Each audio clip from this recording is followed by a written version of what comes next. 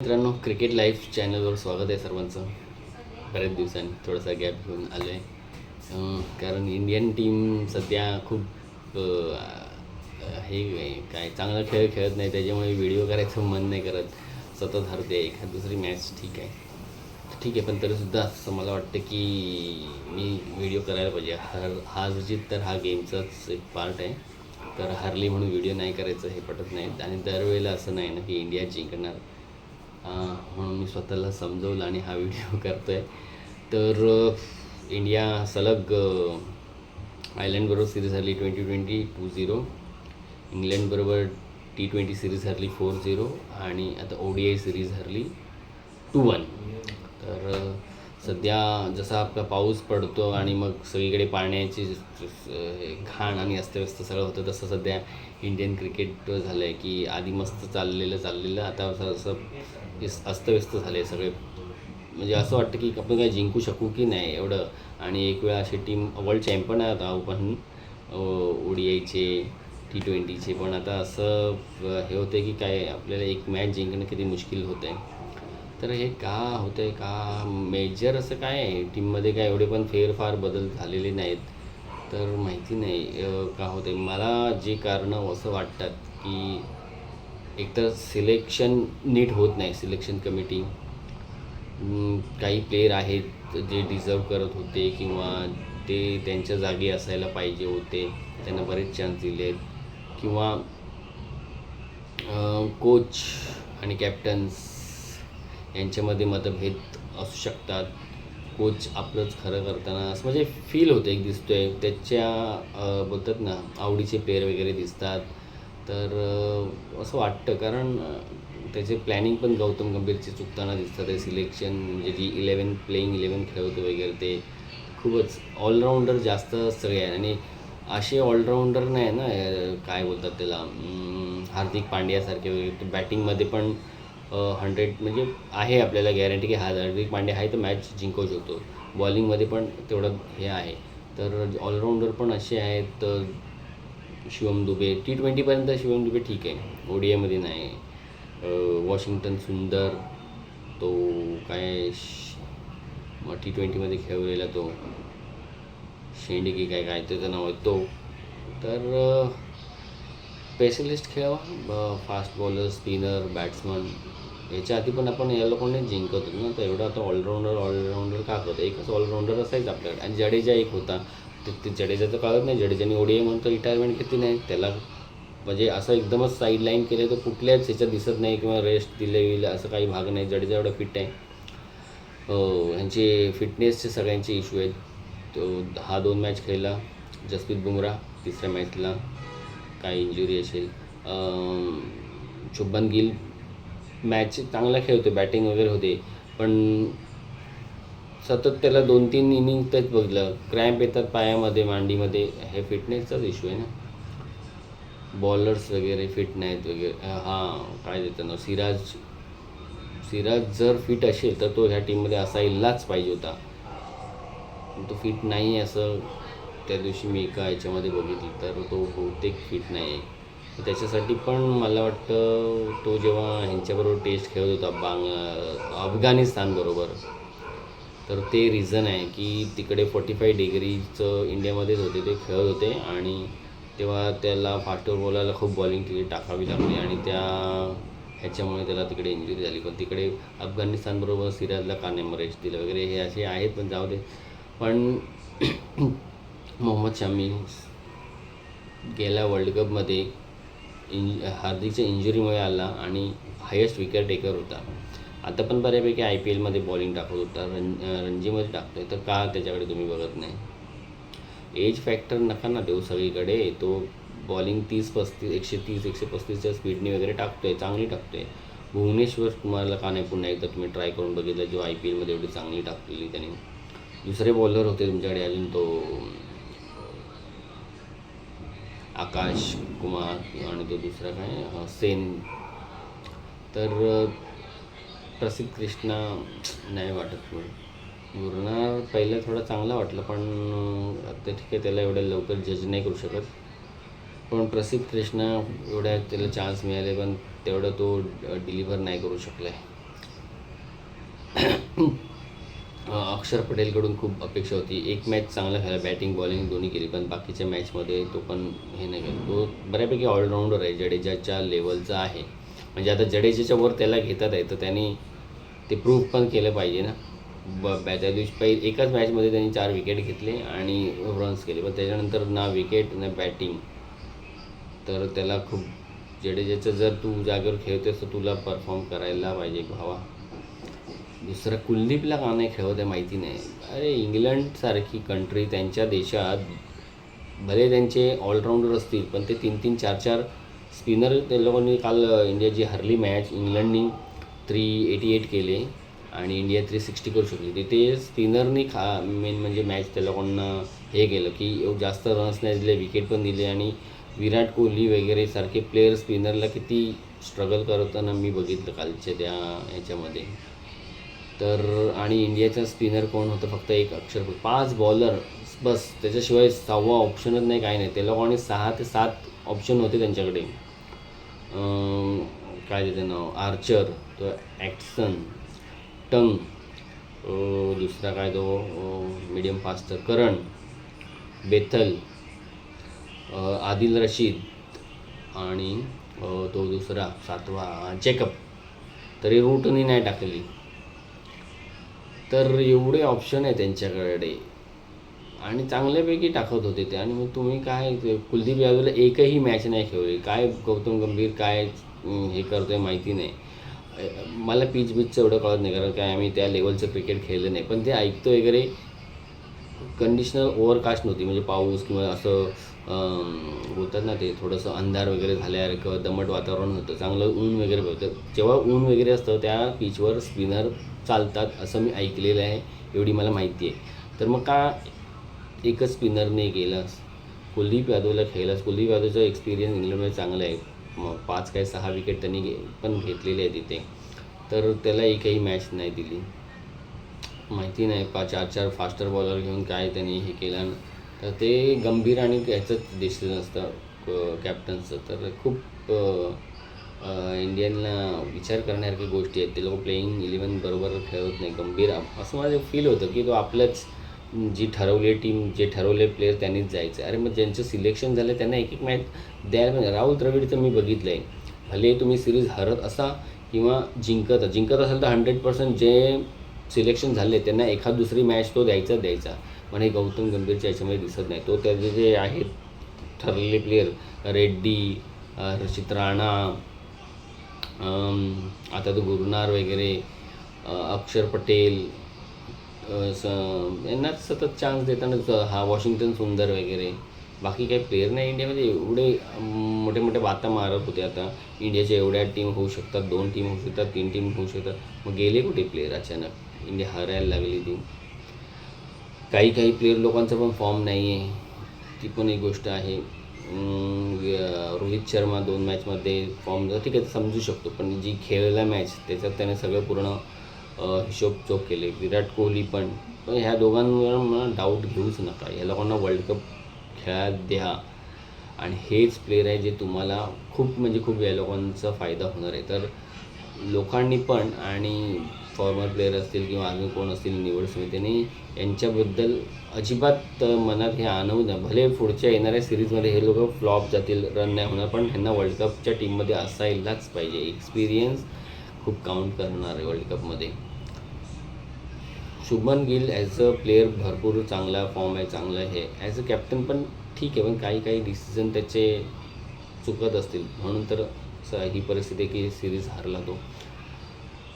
किंवा त्याच्यानंतर श्रेयस अय्यरकडून एवढी मोठी अपेक्षा होती ना मला, खरोखर त्यांनी खूप लेट डाऊन, इंग्लिश शब्द लेट डाऊन केले यार. कारण काय तो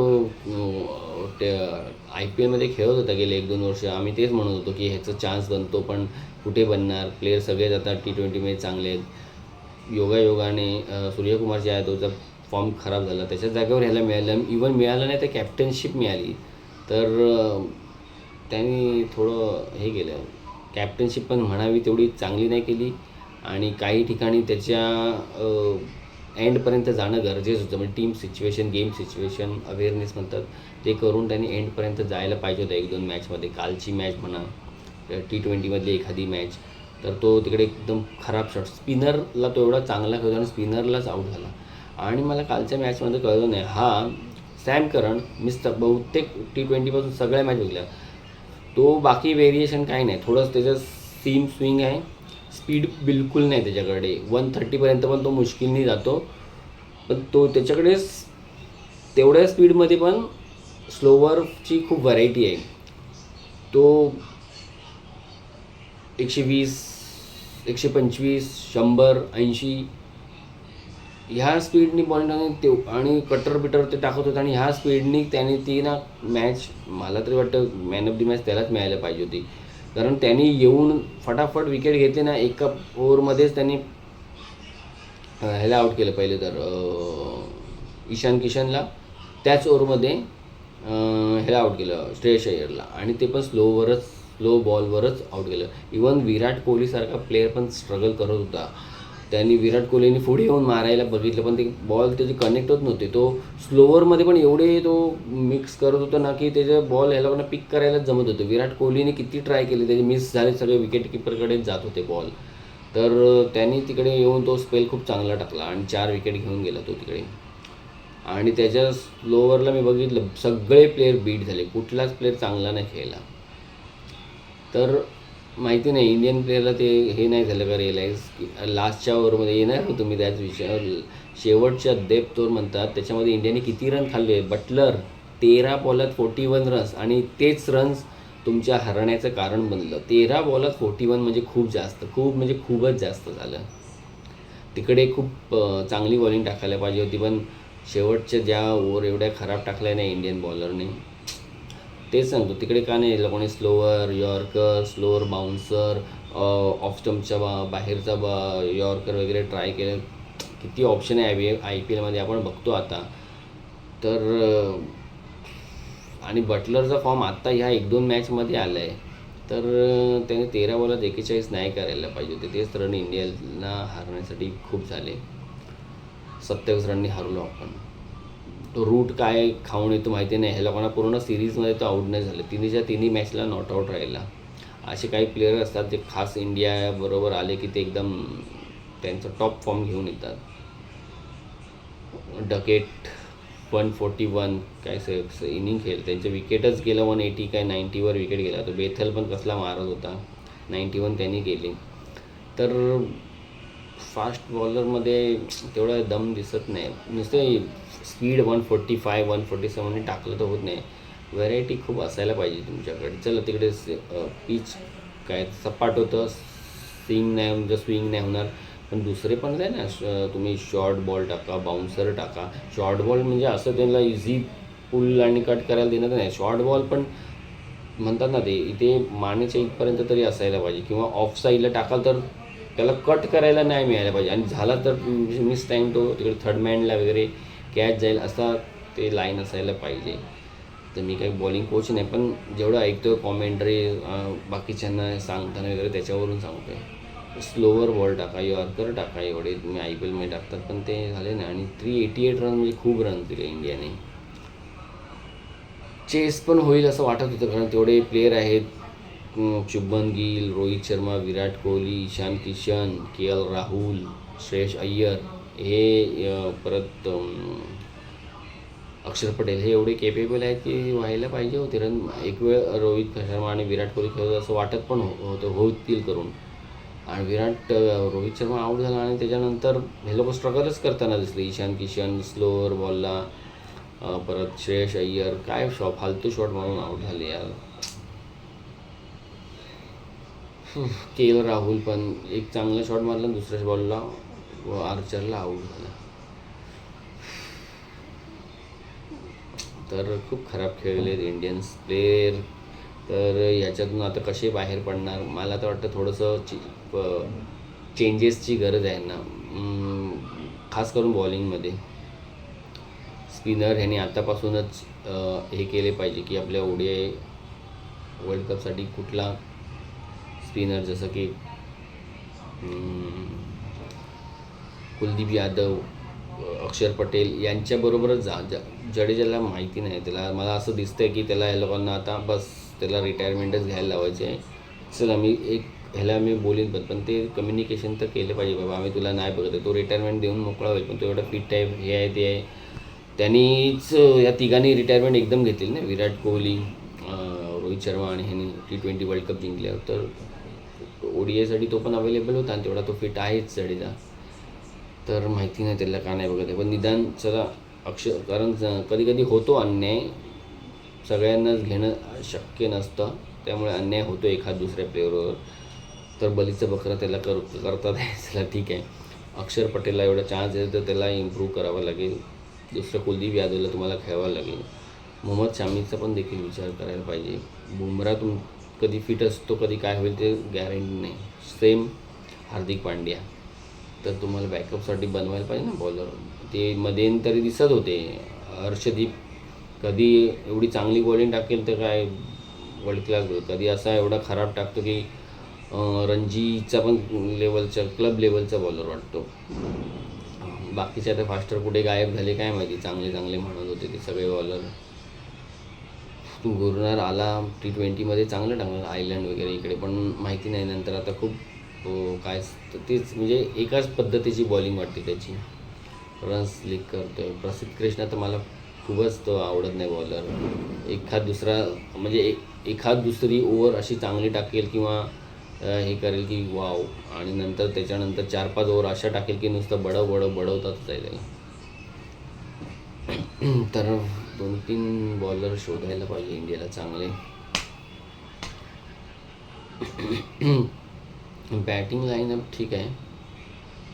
बॉलर ईशान किशनचा 2-2 विकेट किपर खेळते, त्यामुळे ईशान किशनला पण जर त्याला प्लेईंग 11मध्ये पाहिजे, त्याला आता पुढे जर मॅचेस मिळाल्या तर खूप चांगला गेम दाखवायला लागेल, नाही तर तो पण टीमच्या बाहेर जातो. दुसरं कारण KL राहुल तर 100% खेळणार as a wicket keeper.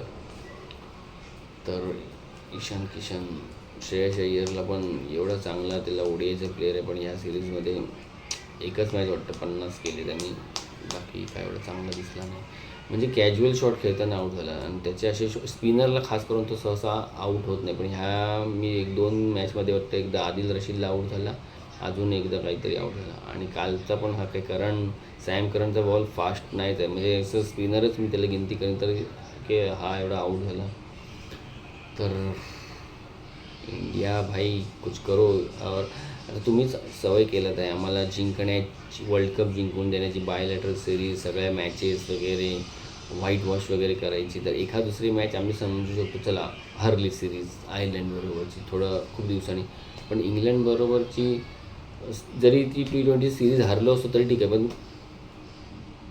5 मॅचची series, एक मॅच गेली तर 4मधल्या निदान 2 जिंका, म्हणजे ऑल तरी करा, 2 ऑल, ते पण नाही, एकही मॅच नाही जिंकली. ह्याच्यामध्ये पण एकच मॅच जिंकली पहिली, दुसरी हरलं तर सही नहीं भाई, कुछ तो गड़बड़ है, तो सही करना पड़ेगा. खास करके सिलेक्शन टीम और कोच के हाथ में वो देने, तर गौतम गंभीर भाई भगाना पडेगा तुमको. बाकी बघू आता येणाऱ्या ज्या ODI आहेत त्याच्यामध्ये इंडिया कशी परफॉर्म करते. जसप्रीत बुमराह आणि हार्दिक पांड्या हे खूप मोस्ट वॉन्टेड प्लेअर आहेत सध्या इंडियासाठी, आणि खूप सांभाळायला लागेल त्यांना, कारण त्यांच्या हार्दिक पांड्यामध्ये टीमचा बॅलन्स खूपच बिघडताना दिसतं. एक बॉलर, एक बॅट्समन कमी होऊन जातो ना, जो एकच प्लेअर ते दोन्ही देऊ शकतो. तर शिवम दुबेला चान्स दिला, पण तो ODIमध्ये तेवढं मला वाटत नाही. तर हे होतं इंडियन क्रिकेटचं आत्ताच. त्याच्यासोबत मी अजून एक व्हिडिओ नाही, अजून एका ह्याच्यावर करतो की FIFA वर्ल्ड कप फुटबॉल 2026चा विनर स्पेन झाला आहे, अर्जेंटिनेला हरवलं 1-0. तर ती पण एक म्हणजे जगासाठी, इंडियासाठी, सगळ्यांसाठी खूप मोठी गोष्ट आहे, कारण फुटबॉल हा वर्ल्डचा सगळ्यात जास्त बघितला जाणारा, खेळला जाणारा गेम आहे. आपल्या देशात नाही, कारण आपण क्रिकेट वेडे आहोत म्हणून आपल्याला एवढं हे नाही, पण तरीसुद्धा इंडियामध्ये पण बऱ्यापैकी लोकांना फुटबॉलबद्दल खूप म्हणजे काय बोलतात त्याला, खूप रिस्पेक्टफुली आणि खूप इंटेन्सली बघतात लोक. खास म्हणजे काही जे स्टेट आहे, कोल्हापूरमध्ये, महाराष्ट्रामध्ये कोल्हापूर, कोलकातामध्ये वगैरे, गोवामध्ये, हे आसाम वगैरे, बँगलोर या साईडला देखील फुटबॉल खूप पॉप्युलर खेळ आहे आणि खूप लोक खेळतात, मुलं खेळतात. इंडियाचं जे यंग जनरेशन आहे ते फुटबॉलला खूप फॉलो करतात. त्याच्यामुळे आपल्या देशात पण बघितला गेला फुटबॉल फायनल. तर तो एवढं मला त्याच्याबद्दल काय म्हणजे नॉलेज किंवा छोट्या छोट्या गोष्टी माहिती नाहीत, पण थोडंसं स्कोर काय होता ते सांगू शकतो. म्हणजे स्पेन कसं जिंकत फायनलला आला. स्पेननी पोर्चुगल, जी रोनाल्डोची टीम आहे, मोठा स्टार प्लेयर रोनाल्डो, त्यांना 0-1ने हरवलं. बेल्जियमला 1-2ने हरवलं. फ्रान्स, काय तो एम्बापे जो आहे, ज्यांनी 2018चा वर्ल्ड कप जिंकला होता फ्रान्स याच्या चांगल्या गेममुळे, त्या लोकांना 0-2ने हरवलं. ऑस्ट्रिया यांना 0-3ने हरवलं. आणि फायनलमध्ये अर्जेंटिनाला 0-1ने हरवलं. तसेच अर्जेंटिनाने गेल्या वेळेचा वर्ल्ड कप जिंकला होता. मेस्सी, जो जसा रोनाल्डो तसा हा पण एक खूप जगविख्यात प्लेअर, इंडियामध्ये पण हल्लीच येऊन गेला तो.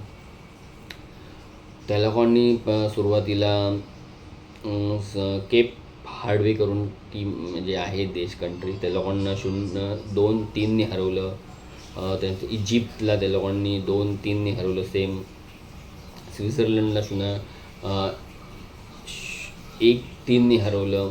इंग्लंडला वाटतं क्वार्टर काय सेमीफायनलला त्यांनी 1-2ने हरवलं गोलमधून. आणि फायनलला ते लोक स्पेनबरोबर 0 गोलनी हरले. म्हणजे स्पेनने 1 केलं, ह्या लोकांनी काहीच केलं नाही.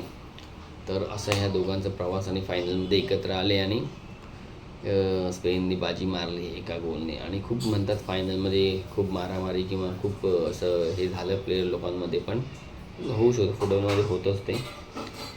तर अशी ही फुटबॉलची यात्रा आता संपली आहे 2026ची. त्याच्यामध्ये जसं क्रिकेटमध्ये प्लेअर ऑफ द टुर्नामेंट किंवा बॉलर, म्हणजे जास्त विकेट घेणारा, रन्स करणारा, त्यांना अवॉर्ड, तसं फुटबॉलमध्ये पण असतं गोल्डन बॉल, जो स्पेनचा मिडफिल्डर आहे ज्यांनी चांगला खूप खेळ केला. काय नाव त्याचं, रॉड्री RODRI, त्याला मिळाला. आणि गोल्डन बूट जो पण खूप मानाचा असतो तो कॅलियन आणि एम्बापे जो फ्रान्सचा आहे, आणि कॅलियन हा स्पेनचा आहे. या दोघांनी 10-10 गोल केले. हे दोघांचे सेम गोल आहेत 10. तर या दोघांना दिला असेल बहुतेक तो गोल्डन बूट. तर अशा आणि बेस्ट यंग प्लेयर हा सुद्धा स्पेनचा एक प्लेयर आहे, काय पाऊ कॅब्रिया, त्याला मिळाला आहे अवॉर्ड तो.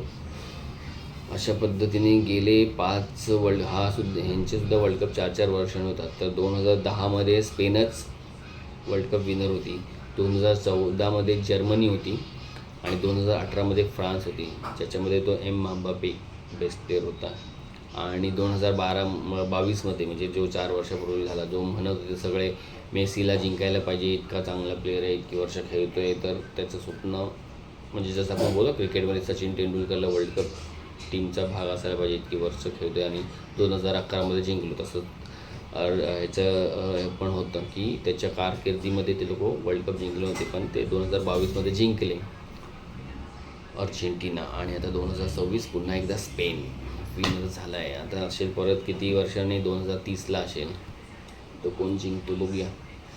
आणि इंडियामध्ये फुटबॉलचं क्रेज खूप आहे. आणि आता इंडियाचं पण एक क्लब आहे कोणतरी, काय त्याचं नाव, त्या क्लब निर्वाण काय असं काहीतरी नाव आहे. त्या क्लबचा एक ओनर आहे बजाज, त्याचं पहिलं नाव नाही, तो खूप पॅशनेट आहे. आणि तो म्हणजे त्याचे रील वगैरे मी बघितले. तो म्हणतो की मला थोडं जर गव्हर्मेंटने फायनान्शियली म्हणजे सपोर्ट केला, कारण तो स्वतःच्या ह्याने ते तिकीट ऐकले मी, तिकीट वगैरे काढून मुलांना घेऊन तिथे गेला आणि ती ट्रॉफी जिंकली. अंडर 15ची होती ती.